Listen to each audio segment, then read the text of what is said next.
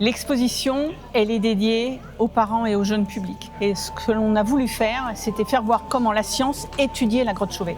En géomorphologie, donc l'étude des formes du relief, ça va être de reconstituer la grotte telle que les ont connue les hommes de la préhistoire et les femmes de la préhistoire. Quelles sont les techniques d'étude? Qu'est-ce que ça nous apporte d'étudier cet art-là? Comment on peut essayer de l'interpréter? Parce qu'on a souvent en tête les ossements, mais derrière il y a tout un ensemble de traces que laissent les animaux quand ils fréquentent le monde souterrain, que le public ne perçoit pas forcément de prime abord, et qui est pourtant très intéressant de découvrir parce que ce sont de vrais témoignages du passé.